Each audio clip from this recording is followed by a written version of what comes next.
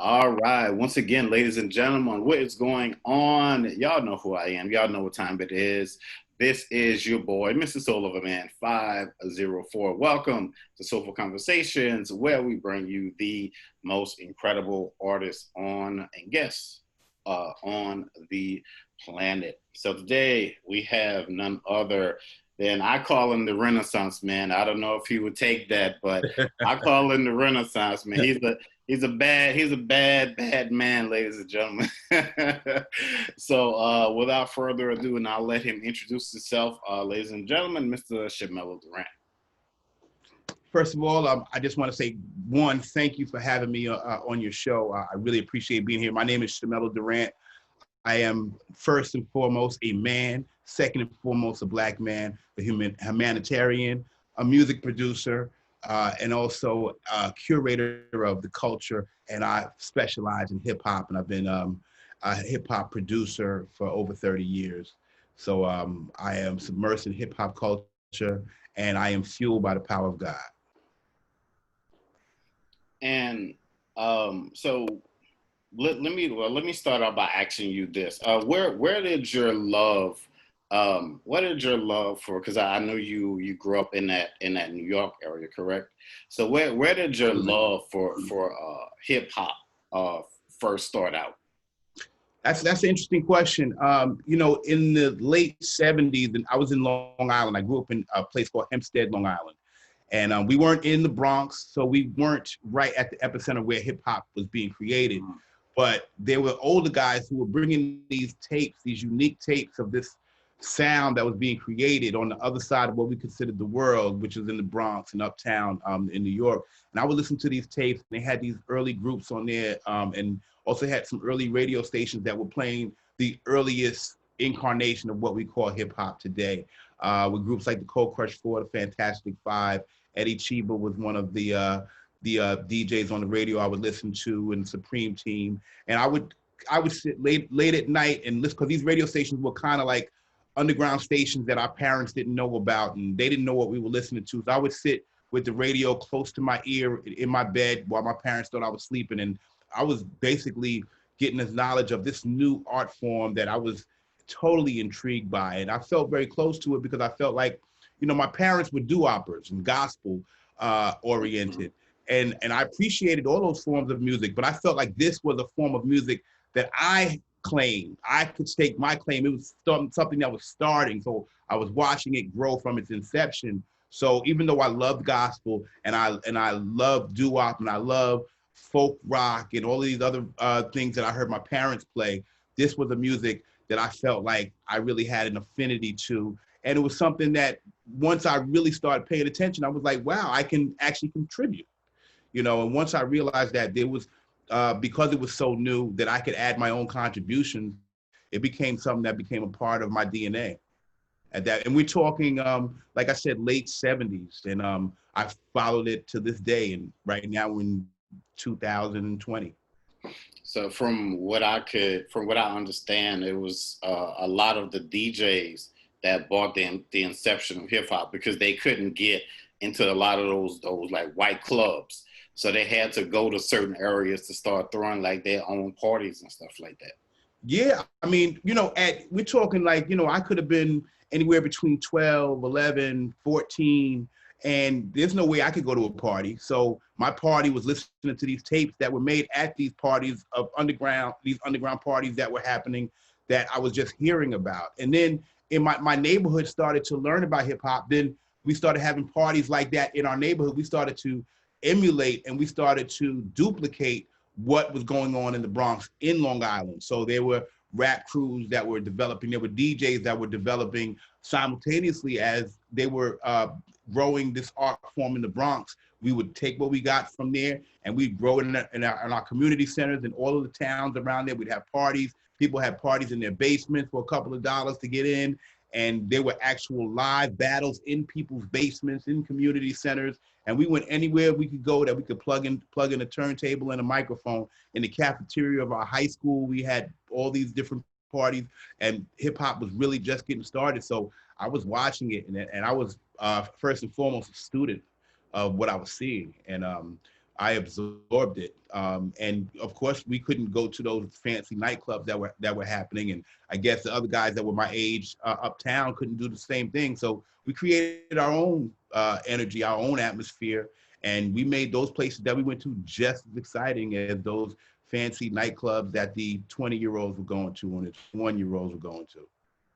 And it's interesting. It just shows the testament of how creative, African Americans are, just to create like how we like, this is a great testament to the young people, how you can create your own lane, so to speak, especially now with, all of the technology and social media and things going viral. And, so it's like really with them, they don't necessarily have to, do wop and sing on the corners, or, they don't have to do that old school stuff anymore. So, I think this was our version of doo-wop. Yeah. This was actually our version of doo-wop, and we just, it became hip hop for us.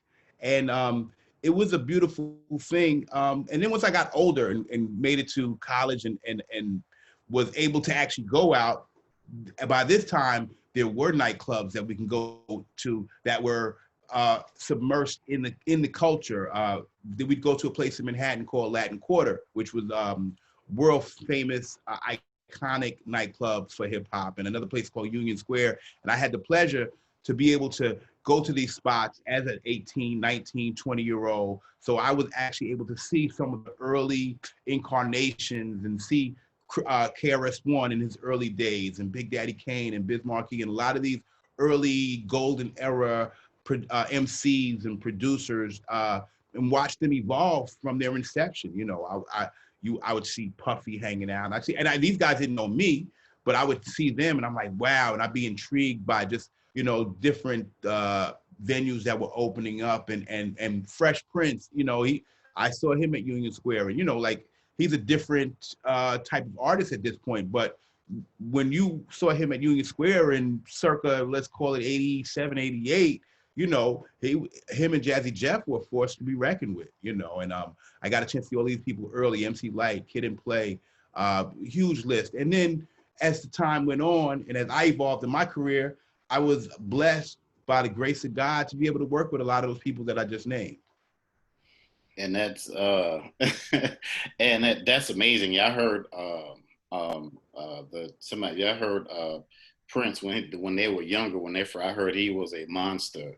Like I heard his earlier stuff is way like, when they became like, when they went mainstream, like his earlier stuff is way different from what from what you saw like in a mainstream, like Parents Just Don't Understand, and and all of that good stuff. Absolutely. Like he was a real MC, so I will always have respect for him as an artist from what I saw in those early days. Yeah, absolutely right. And I've been chasing it and catching it for so long that it's become literally infused into my DNA. Everything that I do is hip hop. I mean, in the way that I speak, the way that I talk, how I could communicate my ideas, everything is based on hip hop. Even if it's a spiritual concept, if it's a political concept, everything that I deal with is based, one, on my knowledge and understanding and my relationship with God, and then two, with how I disseminate what hip hop has done for me. Yeah, because it's interesting because you have a very, it's like you have a very like old school discerning ear for music, like how you hear it and how it, how some people say, well, I don't play any instruments, but it's like it's almost like you can play by ear, and yes. That's an amazing skill. Thank you. Well, I was mentored by Public Enemy. Public Enemy, their studio was 3 blocks away from my mother's house. So I somehow, some way was able to sneak into that building. I would see them coming in and out of the building. Hey guys, how you doing? And I found a way to get in there. A friend of mine who I went to high school with, Paul Shabazz, he had a studio in the same building. And he knew that I was a rapper because I kind of came in the game as an aspiring rapper anyway. And since Paul was in the building but not affiliated with Public Enemy, I was like, yeah, I'll come. So I went to go work with Paul, and Paul allowed me to learn about all the equipment and to kind of help me nurture my craft. But being in that building every day, I'd see Chuck and Flav and all of the S1Ws in the hallways of this building. So they, hey guys, every day, hey guys, and finally, after a while, they become familiar, and they feel safe around you. And then what I also would do, funny story is, they would go on tour. So once I got close to them, and I wasn't working with them, I was just somebody who was allowed to be around them. Because I was in the building and I didn't get in anybody's way. I was working on my own demo and doing my own thing, trying to become my own superstar.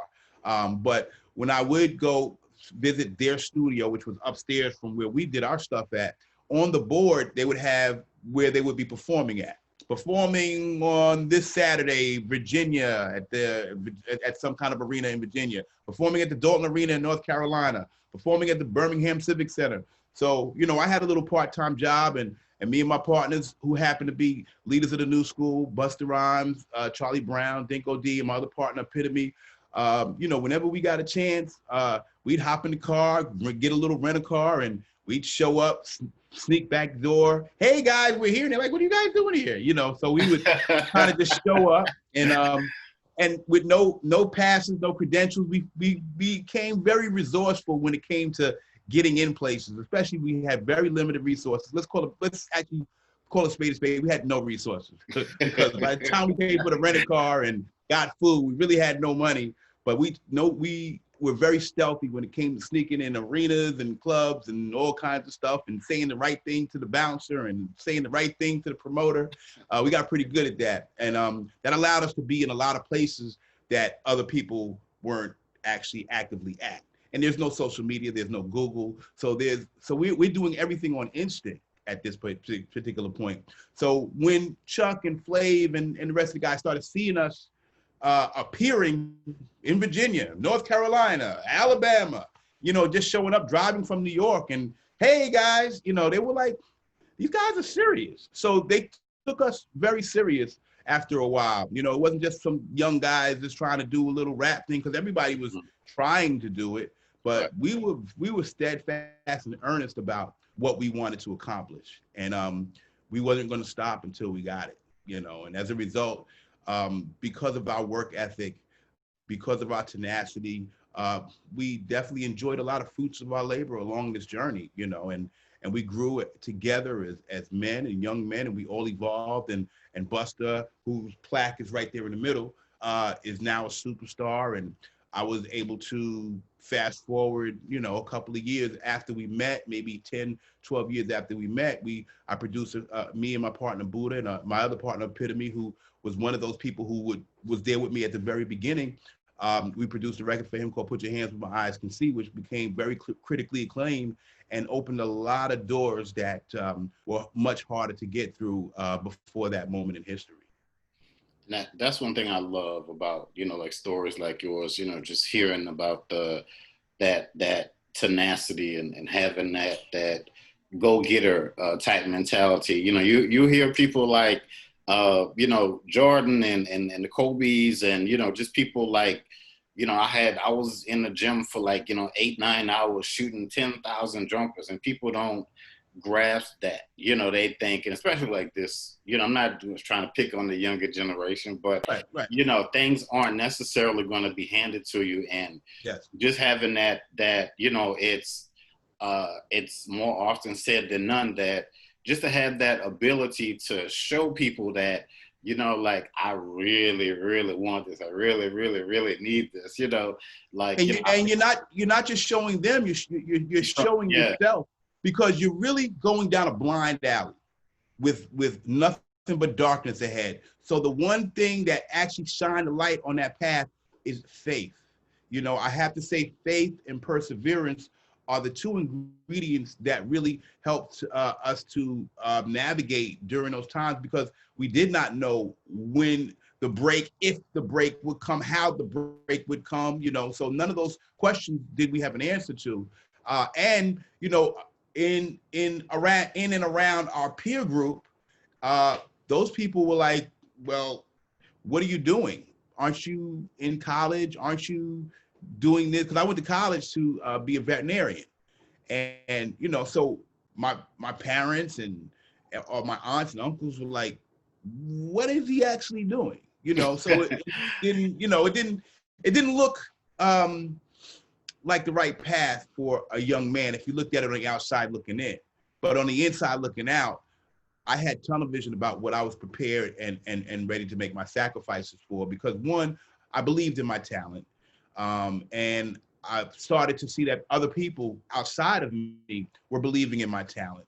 And I just had an instinctive feeling that somebody along the way with the right influence would appreciate what I do, and it would go to places beyond me. And also, you know, I was a very prayerful person, and I really believe in the power of prayer. You know, I take it very seriously.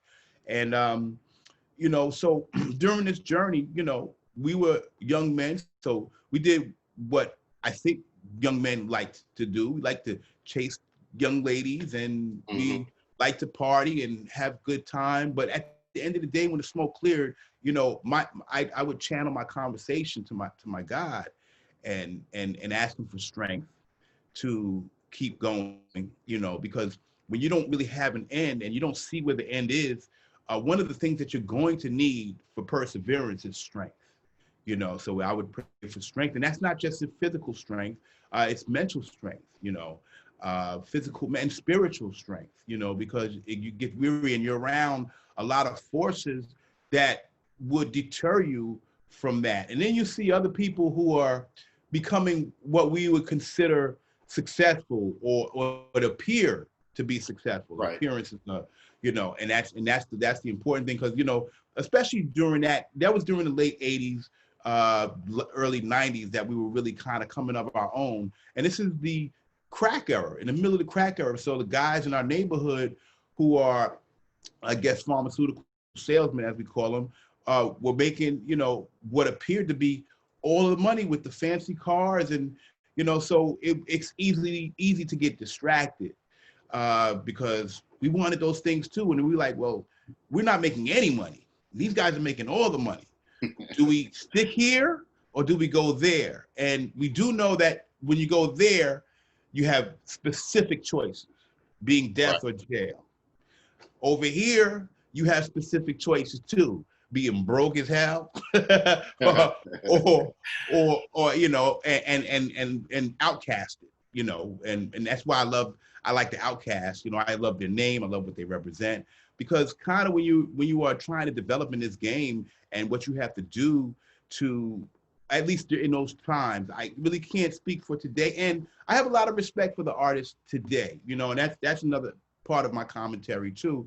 I'm around to mentor and learn from these new artists, this new crop of artists, because I feel like they're going through the same thing that I am. They are embarking on a new path, a new sound, a new energy. And without people like me, because I had Public Enemy, who are 10 years older than me, I was watching them, and they were allowing me to watch them, and I was like, okay, and they were gentlemen, and they were very smart, they were very intelligent, they were very read, they were very learned men, you know. So I looked up to that, and that's what I wanted to do, and that's what I wanted to emulate. And you know, so I know that me as an elder statesman, I want this new generation, I want to be able to give my story to them, and in hopes that it can help them to enlighten their own path. But I want them to be creative like we were. I wanted to create something new. I want them to create something new. I may not love everything they do. I may love everything that they do. But at the end of the day, like when I first heard hip hop, it was something that I was able to add my own contribution to. I want them to be able to do the same thing. But I want to have an open dialogue with all of the generations, because I think we all can be helpful to each other, you know, and especially me coming in the game now as a poet / MC. Every once in a while, I'll spit rhythmically on top of beats. We call that MCing, you know, and I make sure that when I talk about, I'm very specific about what I talk about. I'm very topical when I speak, because I want you to remember. I don't want to just throw my words away. I don't want to just want you to just hear words. I want you to experience my words. Therefore, I use my whole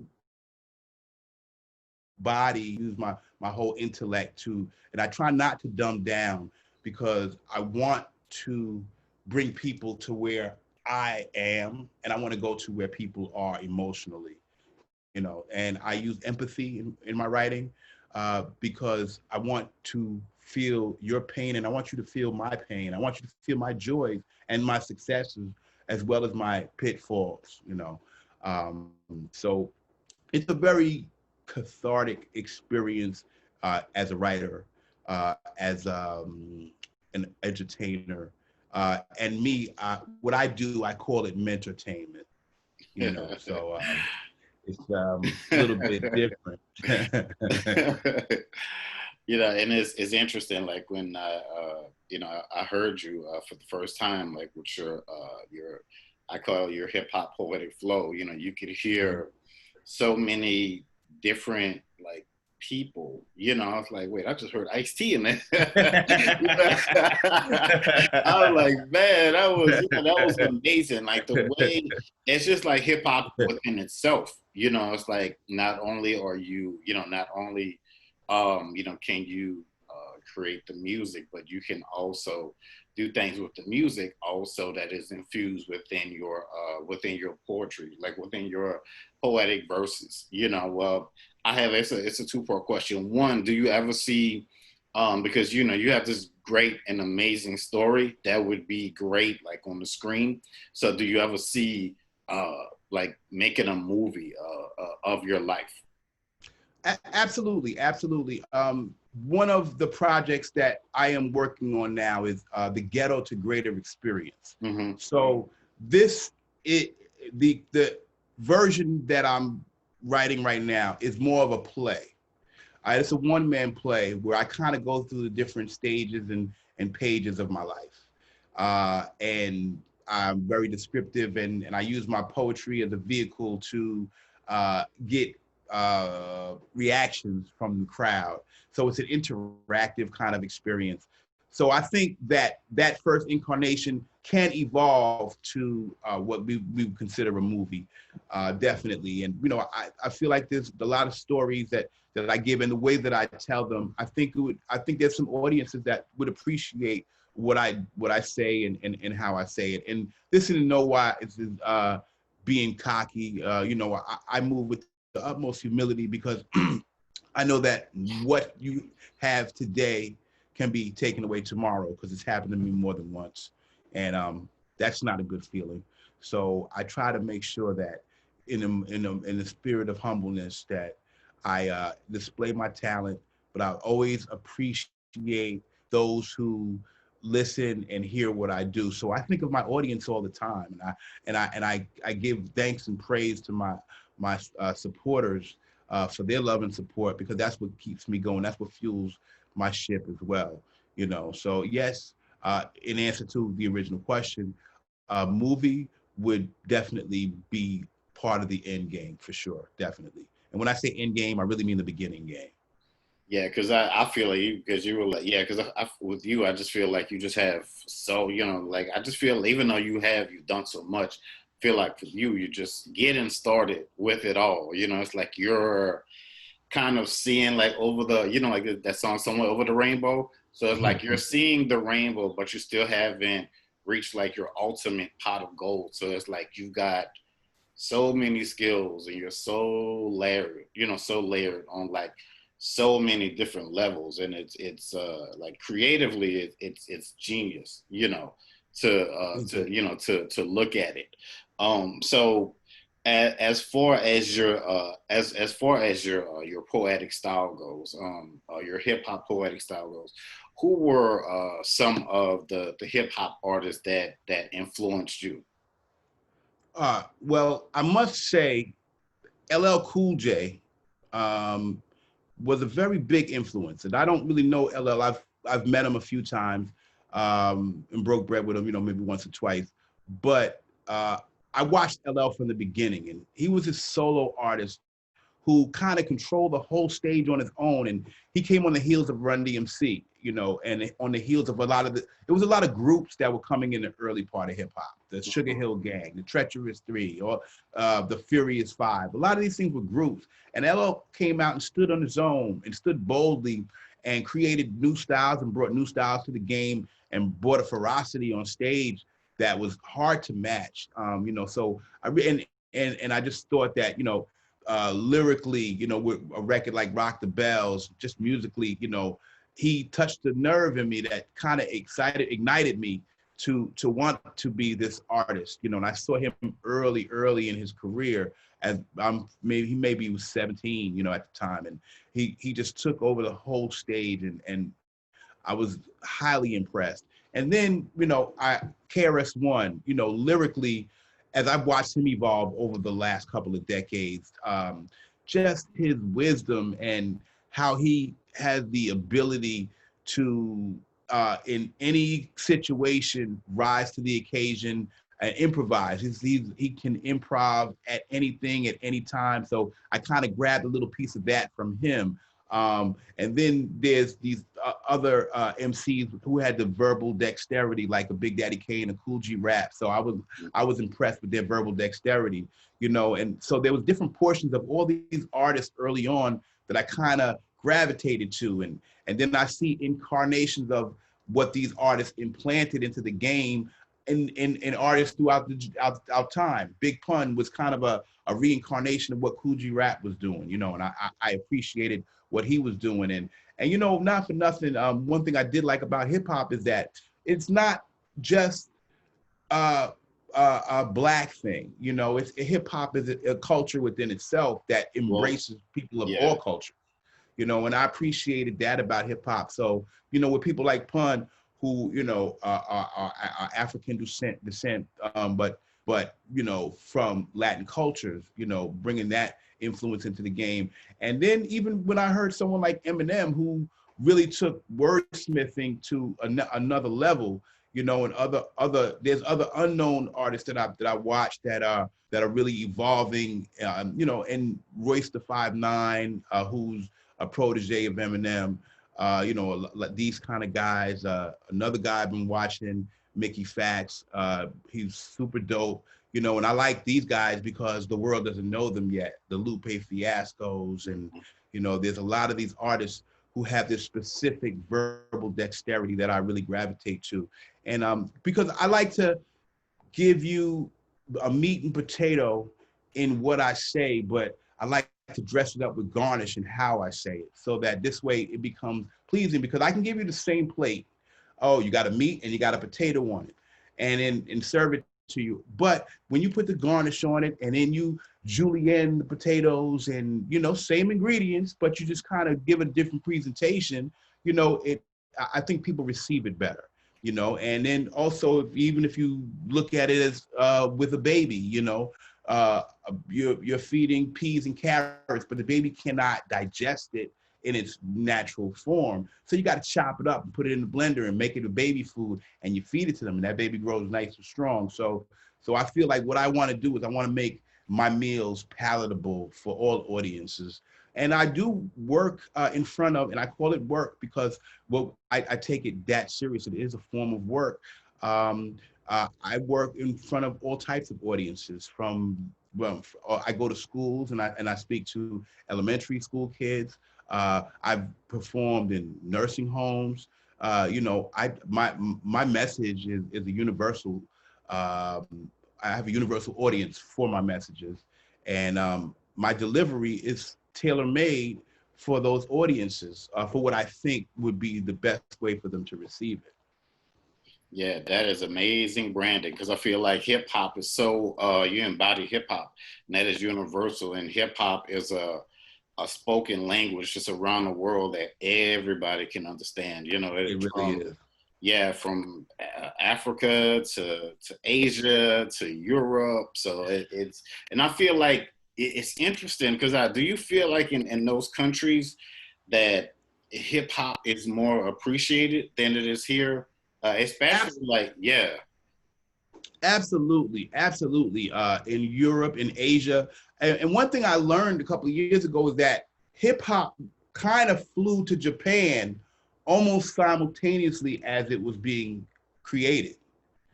And a lot of people don't know that Japan has had hip hop since the early days. So Japan has been evolving with hip hop, and they've always appreciated the hip hop culture. And in Europe, when these artists that we don't see anymore, some of them have gone over to Europe and they're staying over there because they are treated with the kindness and the respect of the time that they've put into this art form, you know. And I guess it's like they say, a prophet is more respected outside of his hometown, Mm-hmm. you know, because you know, we are used to seeing these artists and we used to seeing these entertainers and we used to having them close and accessible. But when they're not European entertainers and they're American entertainers, and other cultures, not just Europe, you know, all over, you know. Dinko D, one of my good friends from Leaders of New School, just came back from Russia. And he said he had the time of his life. He said hip hop is alive in Russia, you know, and for them to embrace him, and he was out there with Lord Finesse. He said they loved what was going on, and he actually did a whole album while he was out there, you know. And I just think it's amazing that these cultures really take on to what we have, and you know, I'm floored by the reception that I even received, you know, because admittedly, you know, I'm in my 50s, I'm in my early 50s, and when I started to embark on being in front of the camera a little bit more and decided, you know what, I want to express openly and publicly my art. I was like, but I'm 50 years old. Is anybody gonna care? Is anybody, you know, because I'm not 20 something. You know, I'm not ready to make a video with 5 scantily clad girls sitting next to my Lamborghini. This doesn't fit for me. Doesn't work for me. Now, you know, I'm not knocking anybody who does do that, but I was like, well, is anybody gonna pay attention to what I have to say? And then I had to go back to my early playbook, and my early playbook said, you got to do what makes you happy. And people appreciate your art because that is a form of your taste. So don't give them somebody else's taste, give them your taste. And usually if you have good taste, people will be able to gravitate to what you do as an artist, you know, and I believe in that theory wholeheartedly. The best artists have good taste. Right. So when you say good taste, meaning to be able to set themselves apart uniquely as their own entity, as in a sense. I, I, I think I couldn't have said it any better than what you just said. The uniqueness of what they do, and as an artist, we are the people who create and set the trends. You know, I feel like, you know, some artists follow the trends and some artists create the trends. I think the ones that have the most longevity, the ones who really cut through everything else, they create the trends, and everybody wants to dress like them, be like them, sound like them, because they bring swag to the game. Now, mind you, it goes both ways, because a lot of that swag that these artists, and myself included, have is generated from what we witness in the world and society at large. It's just that we kind of take it and we embellish on it so that it becomes a new product that people are like, wow, that's interesting. So I'm introducing you to what I've been learning from my peer group that's close to me. So we introduce you to these concepts that may be new to you, but to us, we've been talking this way, moving this way, dressing this way, acting like this way all the time amongst our small circles, you know. Mm-hmm. And I learned, you know, being around Chuck D, that was you know, an amazing time, because Chuck, he not only is he a wordsmith, but he's a doctor of hip hop, you know, and just the way that he's approached, not just to the music, not just to the vocal, but to the branding, to the marketing, you know, each aspect, you know, and just watching him work and watching these type of people work and being able to be that close to those people. That's a whole another science in itself. Being able to be in those rooms where magic is happening. And when I tell you I've been in so many rooms where I've actually watched magic happen, you know, I was able to be a fly on the wall when Ice Cube was doing his America's Most Wanted album. And, you know, that was magic, watching magic happen, because the producers, the Public Enemy Bomb Squad, are producing this particular project. It's Ice Cube coming from off of NWA. I'm a young artist, and I'm sitting in the corner trying to stay out of everybody's way, just watching this magic just happen, you know. And they're like, "Hey, would you mind picking up Ice Cube from the airport?" Mind? Please. I hope you're not trying to pay me for that. I'll do that for free. That's good. You know, it was cool. And to this day, I have a great relationship with Ice Cube DJ Jinx. You know, Sir Jinx, big up to that, my dude right there. You know, we spent a lot of time during that album just having a good time as young men. And you know, I saw these kind of things. I was there when Chuck put his verse on Self-Destruction for Self-Destruction, when he put his verse on. Yeah, I remember that. I remember that song. Yeah, and it was amazing. So I was a fly on the wall, you know, and these are all the things that I'm watching. And as a young man, I'm like, wow, this is great. And then I'm watching these songs come out and blow up. And then finally one day they were like, hey, you want to come with us to the studio? New Edition just broke up, and they started a new crew called BBD. We need some writers for it. You want to come help us out? And I was like, sure. you know, and about maybe 6 to 8 million records later, the Poison album was born. I was able to pen and co-write like 3 songs on that album. Thought It Was Me, Let Me Know Something, Ain't Nothing Changed. And those guys were gentlemen. They were iconic when I met them. They're iconic now. And working with them was that was my first real project, you know. And like I said, I came to the game as a budding artist. And from this conversation, as you hear now, I've never come out with a record myself ever. So I never did that. So what and the lesson I learned from that is that you have to be steadfast in what you want to attain. But don't forget about the fruit that you're going to see along that path, because it's sweet too. So as I'm going on this path to be this great artist that I wanted to be, you know, I made a platinum record with Bell Biv DeVoe. I made a platinum record with Busta Rhymes. I learned how to produce. I learned how to songwrite. I learned how to do R&B, hip hop, country, and Western. I learned all of these new skills and new ideas. And I also learned from, you know, being around Public Enemy and Spike Lee and watching them when they did the Do the Right Thing. You know, I learned that I'm a Black man, and I have to be very specific about how I treat my culture and the people around me. You know, as a young man, as an invincible 20-something, you're not thinking about anybody else. Well, not everybody, but I mean, I'm just saying in my mindset at that time, not thinking about anybody else but me, getting the bag and doing this and doing that. But then they taught me that, listen, we're all in this thing together, and we have to culturally, as a nation, as a people, we have to lift each other up. Because I'm going to reach down, I'm going to lift you up, because at some point, I'm going to need you to help lift me up too, you know, and we got to keep pulling each other. So I'm also very specific about us culturally as men of culture, Black, and of men of vision. We have to look out for one another, our sisters, our brothers, and look out for the rest of the world at the same time, you know, but we have to take care of us, because one, we're behind. We started couple hundred years behind everybody else before we even got our engine started, you know. So we have to work a little bit harder than any other culture in order to achieve some of the cultural necessities that other people have as commonplace. Yeah, it's almost like you were saying, like the older senior people that were around you, like, hold on, young fella, you're gonna get that. Just pay attention to what is happening around you right now. It's called history. So pay attention and take notes. It's true. It's true. I never forget. And one of my greatest mentors, he was the president of the Bomb Squad, Public Enemy Bomb Squad. His name was Hank Shockley. So we were in our studio. Like I said, our studio was downstairs and they were upstairs. And we were down there making some records, and we had 40s, and we might have had some girls down there, and we were just getting our party on, and we're making records, and we're just kind of doing the thing.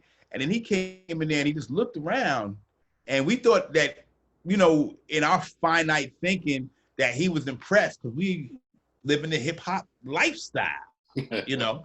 And he was like, turn the music off. And I was like, oh, he's about to let us know how dope our beats are sounding. And he was like, I got to talk to y'all. He said, what the hell are y'all doing? It's like, yo, we making tracks, we making history.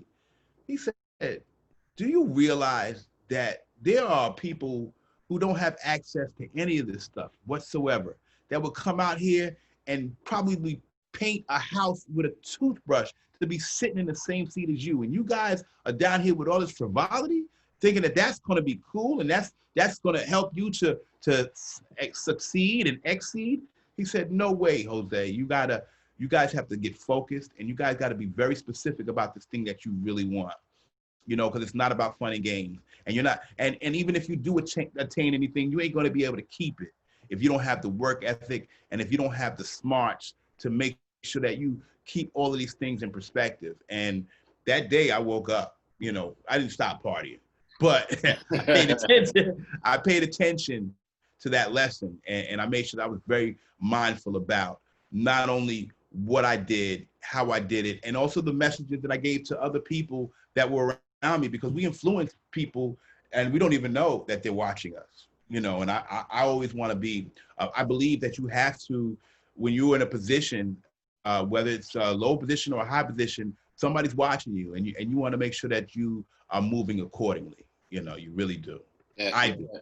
That's very true. I learned that lesson. I learned that lesson a few years back. Like, you never know, you know, who's paying attention. Like, with your work ethic, just constantly pushing, even to the point where, you know, I get to sit here and you know, to coin the phrase, a rap with you, you know, about, you know, the amazing things, you know, that you've been through, you know. So it's you know, it's you never know, you know, like you were saying, you know, you never know how things are going to you know, happen, but you have to keep pushing, you got to keep praying, you got to keep believing.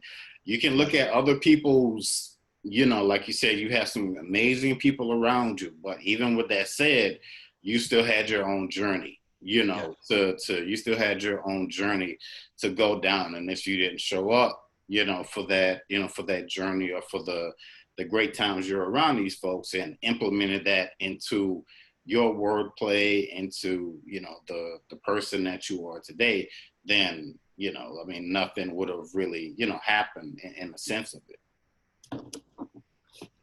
Absolutely. You know, we are not on this planet by ourselves. We are products of each other's environment, you know. And what I do, even though you're in 504 and I'm in the 201, you know, it influences each other. You know, when we met, what you said influenced me, you know, and I wanted to direct people to the fact that, you know, here's a Black man who's writing children's books, you know, and I was very impressed with that, you know, because the basis of what we do is for the children, is for the next generation. And I'm very specific about creating imagery that will have this next generation that's coming behind us. And I also learned something new very recently. And I think you already tapped into it, but a lot of us talk about young people. And I've been running into 10-year-olds and 11-year-olds and 9-year-olds who are very wise and intelligent with perspective. And that's a forgotten segment of our society because we think of them as kids. But we're in a culture now, Google culture has our children learning at a much faster rate than we were. At 10 years old, I was getting dirty in a sandbox. But now, you know, there's so much access to information. And an 11-year-old, he said, you know, you guys talk about the youth, and when you say youth, probably in your head, and this is the 11-year-old talking to me. He said, you're probably thinking about 13 and 14 and 21. He said, but y'all don't really think about us, but we're paying attention, and we're watching. We're in a pandemic too. And I was like, wow, very powerful. Right. Absolutely right. Yeah, it's just, it's just like you said, I love going to the schools. Like I did an anti-bullying tour here in Houston in 2018 when I did the Chance You're Begging for Trouble book about bullying. And these kids are aware. They want to learn. They want to know. They're bright. They're bright. They're bright. Yeah, they, spiritually, just creatively, artistically. If you just give them, a platform, to let their gifts go, then it'll happen. But so many slip. Unfortunately, so many slip through the cracks that could have been the next. Shamello, or could have been the next or the first, whoever, as far as their gifts go. But so let me ask this, before you go, do you mind, because you're the way your flow is so amazing. I would be remiss if you didn't let him, you know what I mean? I would hear it, man. So if you please, like, give us something, like just a taste of something. All right. The funny thing is, when I kind of share these stories, especially if people don't see the plaques behind me and everything like that, it's been a lot of times like, this guy's full of crap, who is this guy, so and that's fine. That's fine. Like I said, I kind of like being the fly on the wall, but I've also, on the opposite side of that, as a young man, I would lie all the time myself. I lied to the women. I lied to my friends. I lied to sneak in here and do that. And I realized the older I got, that lies are detrimental and hurtful. And we got to be careful, because there's seeds that are planted. So from this moment on, I ain't lying. All right. So if you can give me 5 minutes of your time, I'm going to talk about lies. I'm going to keep it real simple, acapella, no instrumental. Lies. First of all, the truth, super cool. I'm down with that. Lies, not so cool. Especially when a lie comes to you from someone else. But the lies that I really despise are the ones that you and I tell to ourselves. Like, hey, Mello, how you doing, fam? I'm like, all right, I'm okay. Meanwhile, I've been crying all night, and now I'm up and I'm smiling all day. So I want to take y'all back to when I was a kid. Here's what I did. I ran, I skipped like any other kid. I hid and I slid. I might even said 1 or 2 fibs. Okay, ooh, I just fibbed. More like 1 or 2 million fibs. I grew when I lived, and I got in a musical biz where I made tunes for the kids, and then soon I was rich. At least in money and spirit. And now the money is through and it's spent. The spirit is bruised and it's bent, and it feels like the record just skipped. It feels like the record just skipped. It feels like the record just skipped. The spirit was broken. The spirit was broken. I would hear a few spirituals pray for a miracle, then I tasted that biblical, lyrical spirit food. Now my spirit's awoken. And the first ingredient's obedience, because you need God, family, friends, health, knowledge, laughter, even a comedian. You got to reinvent your social group. Do you need events to go to too? Don't go to where you used to go to. Go to where you need to grow to. Now, by a show of hands, everybody out there, how many of y'all done told a lie before? If you got your hands down, apparently some of y'all people still do. Because I used to lie all the time till I realized that lies can't hide the real truth from the real you. But if you do, then I feel you. And if you, I mean the real you, is anything like the real me, I'm so fly, I done told lies before that are still true. You feel me? Y'all don't hear me. For instance, you might see me on, I don't know, IG in the driver's seat, fancy and flossing behind a foreign wheel, with the interior sweet and juicy, like what's concealed inside an orange peel, killing them softly, like Lauryn Hill singing that song you feel. Woo! But silly me, that ain't really me. But actually, it is really me behind the driver's seat. But that's my man's car. And I was just taking this pic for Instagram, y'all. But I admit, my last car was a fast car. And my last pic of that car was, oh yeah, it was attached to the back of a black pickup truck after a disastrous crash, bruh. So no matter what you do, it's up to you to decide who's gonna take the wheel. It's up to you to be fake or real. Which side you want to take for real? You want to eat from a great plate? Then it takes great ingredients to make a great meal. And sometimes in order to man up and stand up for the truth, you might have to react just like Cap and take a kneel. Now that's the proof. I say pray it out. Say it out loud, especially if it's something that you feel a way about now. And if it's too heavy to weigh it out, then pray it out. Pray it out now, because this is what we, and when I say we, I mean me and you. This is what we need to do constantly. Encourage each other consciously. You're beautiful and intelligent, relevant, heaven sent, different, magnificent, elegant, eloquent, melanin. But unfortunately, next, yes, I must address the invisible elephant in the room. Yeah, the same invisible elephant that you can't tell if he's even in the room. The coronavirus. And since the whole world is affected by this virus, let's show some respect to those who lost their lives with a quick moment of silence. I heard someone say that they were scared because we were unprepared. Yeah, that someone was me, because I always want to be a few steps ahead. If anything or anyone comes for me, because we are fighting a battle that's not easily won by doing things that aren't easily done, because each loss is the cost, and life is priceless for the righteous, and no battle is won for free. And I ain't asking for freedom. I want to be free, smart, and live comfortably. And if not me, then those who come from me. So don't forget to remember that you should remember to never forget that God doesn't give a liar a good memory. They'll eventually forget every lie that they ever said. And the Lord said, do you remember me? That's when I realized that real lies can't be seen with our real eyes, because the truth is the truth with or without proof. And the gals and the guys who are real wise will realize that we rely on God's eyes.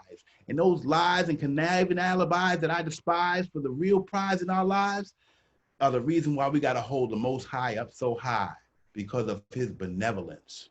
And my third eye has helped me see the unseen with faith much bigger than a mustard seed of evidence.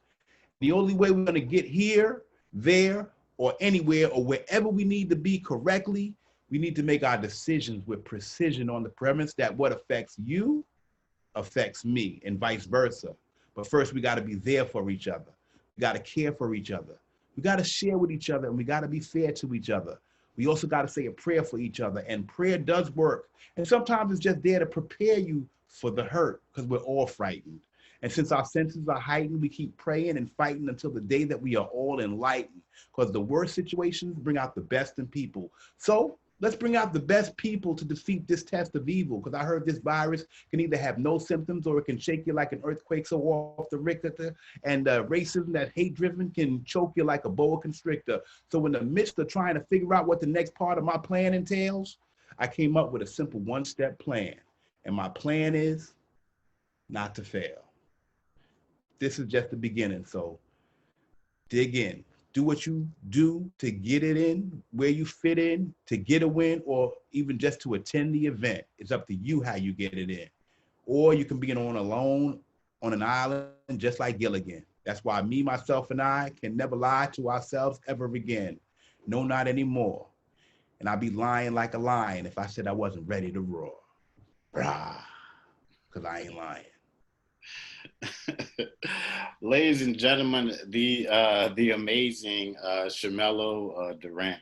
And again, I just want to thank you for myself and everybody out there in the Soulful Conversation Nation. And thank you for your time, for your energy, and much love and success for you and everything that you're going to be doing now and forevermore, because I mean, your place is already set in history, but like I said, you have so much more left to do. And I have an idea I want to pitch to you. Well, after this is over though, but Okay. after this is over. But again, ladies and gentlemen, this is the amazing Mr. Shamello Durant. I am, of course, Mr. Damon Alvarez, aka Mr. Soul of a Man. 504, and thank you guys so much for joining us on Soulful Conversations. As always, folks, we out this piece. Peace. Grab your copy from Ghetto to Greater, ladies and gentlemen. Available, Shamello Durant on Facebook. Just shoot me a line, DM, and we can talk about it. Yes, and the book is also on it's also on Amazon too, folks. So Absolutely. all right, folks, we out.